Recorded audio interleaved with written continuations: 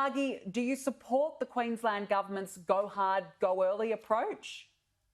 Well, look, the tourism industry has never sought to advise government about what should and shouldn't be done from a health perspective. They have to make the choices that they think will be best for their citizens. Having said that, we've seen a very different approach in places like New South Wales, which has attempted to keep the economy turning over and give people a bit of a semblance of normal life. If 3 days is enough to sort this, well, terrific. If it's longer than that, I foresee some serious issues for a whole range of businesses. And take us through that. We're about under an hour away from finding out whether that lockdown will be extended. What are the flow-on effects of an extended lockdown? Well, this is the time of the year when people start taking their leisure breaks as opposed to the popping off to see the family for Christmas. So it has the potential to affect a whole range of tourism operators up and down the coast of Queensland. And those operators have been relying very heavily on, obviously, local Queenslanders, seeing as they've lost all of the Victorians and they lost everybody from New South Wales. So incredibly important that they're able to open over this period. But unfortunately, what we're hearing is massive numbers of cancellations.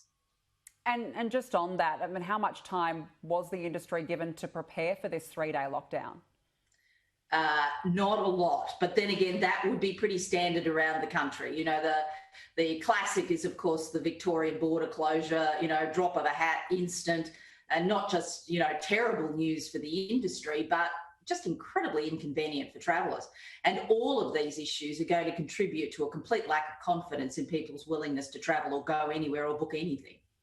And if the lockdown lifts, should other states look at this as an indication that things are improving, things are okay in Queensland, and therefore be more willing to open its borders? For example, WA imposed that hard border. It's now looking for 28 days of no community transmission before reopening again. Yes, look, I think Western Australia has a very unique take on how to manage COVID. I think that's probably all I'd say in that space. But I do think that now that the Prime Minister has got some sort of uniformity from the states on things like airline crews, etc., the next cab off the rank absolutely has to be dealing with some kind of uniformity of response around the country. We need to know that this trigger equals this response in every state in the country, as opposed to this sort of wild, disparate, well, this looks like a good idea. We know that the JobKeeper subsidy is due to come to an end in March. We had the Treasurer on First Edition this morning saying that it has an end date. It's been a successful program. What do you want the government to do in particular in March when that subsidy dries up? Look, the tourism industry, and I just don't think anyone can argue with this, we are more viscerally affected than any other industry by the uncertainty around the borders, whether they be domestic or international. And I know I've said this to you before, Danica, we can't recover without international borders being open, but we can't survive unless we get some certainty around these domestic borders. And while I fully accept that the Treasurer feels that, a JobKeeper's done its job, well, some version of JobKeeper is going to have to be made available to the tourism industry beyond March, or we'll be lucky to have a tourism industry. Well, the Treasurer has said this morning, Margy, that the tourism industry has already received enough support. What's your response to that? Well, perhaps it might have been enough support if things had gone back to situation normal with tourists coming in from all over the world, from every state, which is kind of how we make our money. And if that can't be done, well, there's no way we can survive.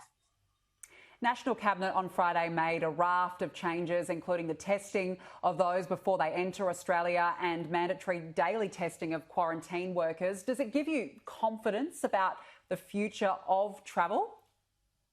Look, I think governments are doing all the things that they need to do. I mean, anyone who suggests that governments are getting things wrong or that this should have happened more quickly, everybody is learning this as we go along. It's not like we've been through this set of circumstances before 2020. So I think, you've got to cut the government a bit of slack as they try and figure out the best way of managing things. So we're just going to have to put up with some of these changes as we respond to different situations. Certainly any kind of testing, etc., that gives people a greater sense of comfort and certainty has got to be a good idea and is obviously going to be a much quicker now solution than vaccine, which is just going to take that little bit longer. Yeah, certainly still a lot of uncertainty. Margy, Osmond, thank you for joining me. Thank you, Duncan.